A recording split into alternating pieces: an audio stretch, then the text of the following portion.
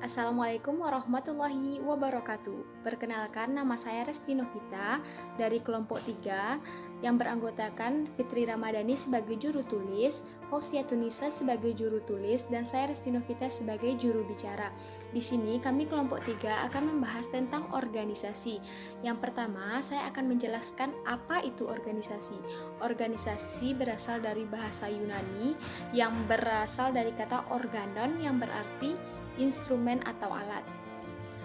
Dengan kata lain, organisasi adalah sekelompok orang yang berkumpul dan memiliki struktur tertentu yang berfungsi untuk mencapai satu tujuan yang sama. Yang kedua yaitu saya akan membahas tentang apa saja jenis-jenis organisasi.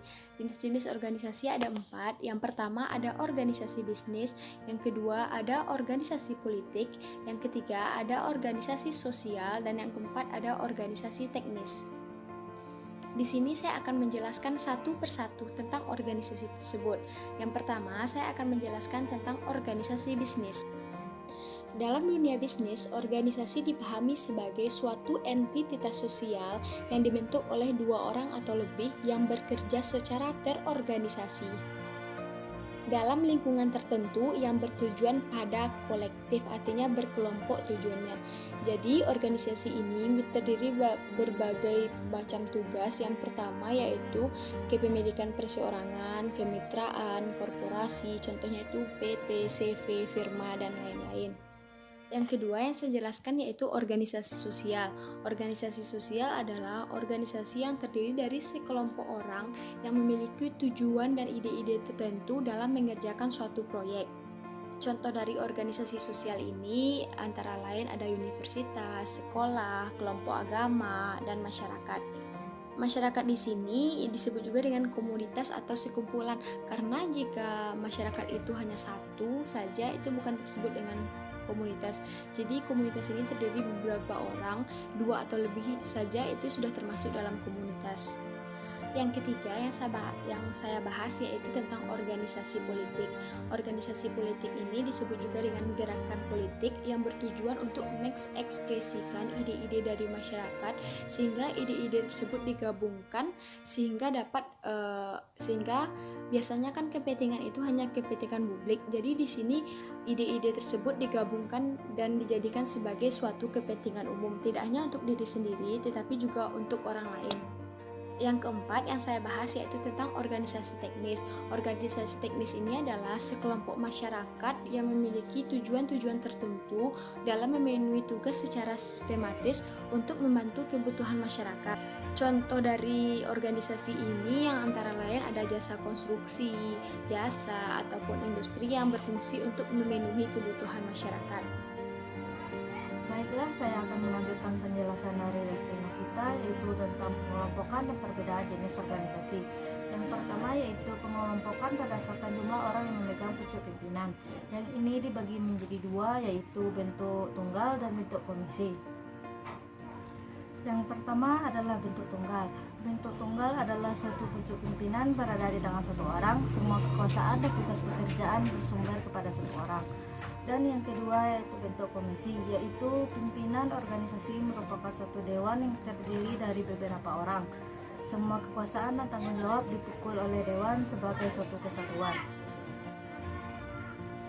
Yang kedua yaitu berdasarkan lalu lintas kekuasaan. Yang ini dibagi menjadi 3. Yang pertama adalah organisasi lini atau bentuk lurus.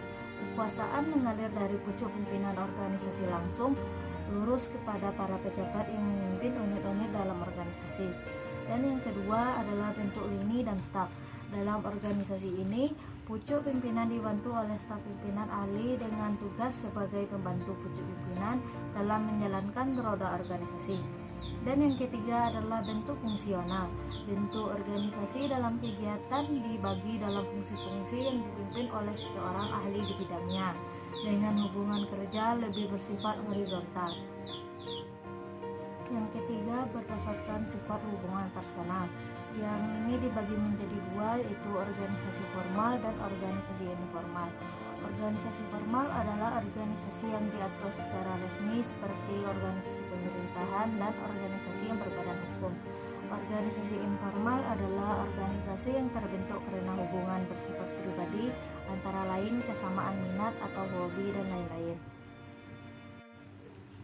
Yang keempat adalah organisasi berdasarkan tujuan. Dapat dibedakan menjadi dua, yaitu organisasi yang tujuannya mencari keuntungan atau profit oriented, dan kedua adalah organisasi sosial atau non-profit oriented. Dan yang kelima berdasarkan kehidupan dalam masyarakat, dibagi menjadi tiga, yaitu organisasi pendidikan, organisasi kesehatan, organisasi pertanian, dan lain-lain. Yang keenam yaitu berdasarkan fungsi dan tujuan yang dilayani. Yang pertama adalah organisasi produksi, misalnya organisasi produk makanan. Dan yang kedua organisasi berorientasi pada politik, misalnya partai politik. Yang ketiga organisasi yang bersifat integratif, misalnya serikat pekerja. Dan yang terakhir organisasi pemelihara, misalnya organisasi peduli lingkungan dan lain-lain. Dan yang terakhir adalah berdasarkan pihak yang memakai manfaat. Yang pertama adalah mutual benefit organization, yaitu organisasi yang kemanfaatannya terutama dinikmati oleh anggotanya seperti koperasi. Dan yang kedua service organization, yaitu organisasi yang kemanfaatannya dinikmati oleh pelanggan seperti bank. Dan yang ketiga business organization, yaitu organisasi yang bergerak dalam dunia usaha seperti perusahaan-perusahaan. Dan yang terakhir, Commonwealth Organization adalah organisasi yang kemanfaatannya terutama dinikmati oleh masyarakat umum seperti organisasi pelayanan kesehatan, contohnya rumah sakit, puskesmas, dan lain-lain.